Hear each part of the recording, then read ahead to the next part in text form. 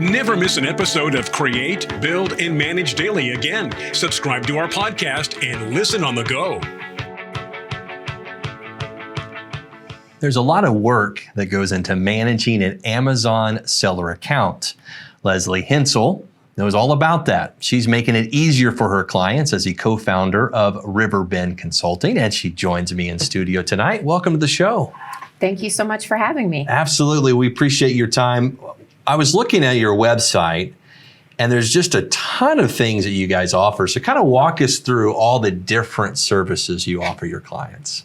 So most people, when they come in the door, it's because they're having an Amazon emergency. So these are third-party sellers on Amazon and vendors on Amazon, usually whose accounts have been suspended. So Amazon took them down or has taken down one of their key products and will not allow it to be sold until they appeal and prove why they should get a second chance. So most people, that's why they're coming to us in the first place. And once we have them in the door, and let me tell you, when you save someone's business, they love you forever and say, imagine. Sell me more things. So we can help them with virtual assistant services, reimbursements. That's where, this is crazy, if Amazon ships merchandise for you, they lose your stuff and they don't reimburse you as the seller. So we get them reimbursed for what Amazon loses or damages. Wow. And then we also help them to promote their own ASINs, their own products on Amazon. So we do that with things like product videos and listing optimization, things that will help them get more clicks and more conversions of their items. You really have mastered Amazon, and you probably have some good connections there as well. What are some of the common reasons? I mean, obviously there's probably a million different reasons, but what are the common reasons why Amazon would reject someone's product? So there are more than 24 reasons you can have a suspension on Amazon. A lot of them, though, come down to product quality. So that is where I buy your product and it gets to my house, I open up the magic brown box and golly, that's not what I thought I ordered. That's not what the listing page said it was going to be. Or it's already an open product. It's spilled everywhere. It's dented. It doesn't look like something you should have sold me as new. It doesn't look new. It's expired. All of the reasons that someone can be angry at you because you sold them a product and it wasn't what they thought they were going to get. Also, a lot of complaints about counterfeit. We all know this is a problem with overseas sellers. They will say it is a certain brand and ship it, and it's not. It's counterfeit. So a lot of things do come down to the quality of the product. But then you can also have issues with intellectual property claims, and of course, just shipping things late, not getting them there on time, not shipping them at all. Got you. And a lot of these reseller accounts, for those viewers who don't understand how it works, a lot of them, they're not actually, your clients aren't manufacturing the product. They don't have a factory out back. They're usually the reseller of a product that's being shipped, to your point, from China or somewhere else, right? Absolutely. So about 65% of the products sold on Amazon.com are sold by third-party sellers, which is a tremendous statistic most people don't realize. And some of those are brands. We do have clients who are brands who manufacture something themselves, but the majority are resellers of different kinds, wholesalers, distributors, brand developers, and aggregators. I want to put your website upline so people can see it who are watching on BizTV tonight. It's riverbendconsulting.com. Again, if you're listening to the podcast, riverbendconsulting.com. Now, you have actually, I understand, hired former Amazon staffers to come on. How brilliant is that? I love having ex-Amazon people on staff.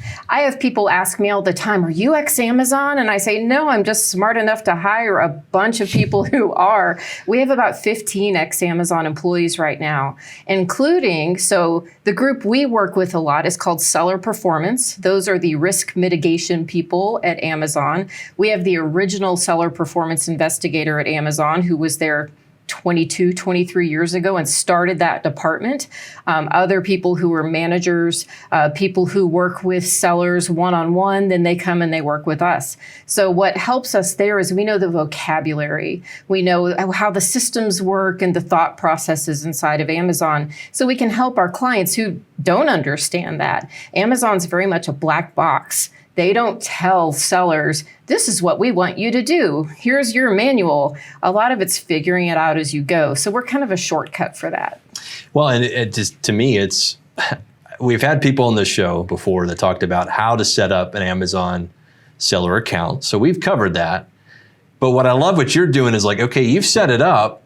Now I'm going to help you be successful. Right. Absolutely. And you know, it's their sandbox. And so many people who sell on Amazon or who set up that Amazon account, they're eBay sellers who want to sell on Amazon, or they've had their own Shopify store and they want to sell on Amazon. It does not matter if you are the biggest brand on planet Earth or you're some mom and pop seller in the basement, you have to follow Amazon's rules. And so our goal is to make sure our clients understand how those rules operate. And then also we're an outsource. So there are some things it is just not worth your time to learn how to do. Why are you answering customer service messages on Amazon? That's a waste of your time. Let our people do it for you. And I would think that saves money too. Yes. Hiring you versus hiring a full in-house team.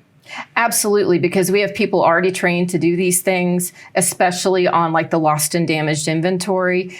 That is so time consuming and you have to have all this domain knowledge. Finding people to do that is not easy. So it's much easier to just outsource it to us and cheaper.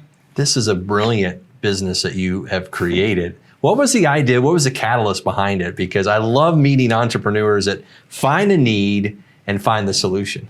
So I've been an Amazon seller for about 12 years.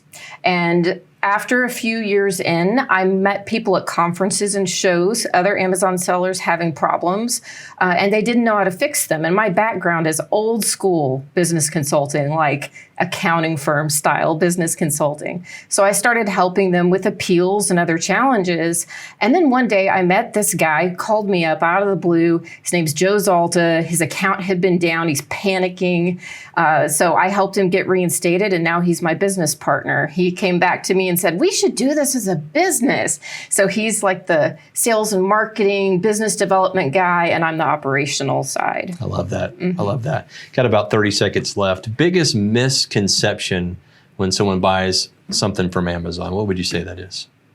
Oh, it's definitely they think they are buying from Amazon itself. You really have to look at the listing. It will say ships from and sold by. See who is actually selling you that merchandise and where it is shipping from so you have the right expectations about delivery time and service. I love it. Thank you so much for your time. Great information. And if that describes you, if you are already an Amazon seller and you're having issues, or you ever even thought about starting your own Amazon seller site, you need to reach out to Leslie. That website again is riverbendconsulting.com. Stick around. We're back after this.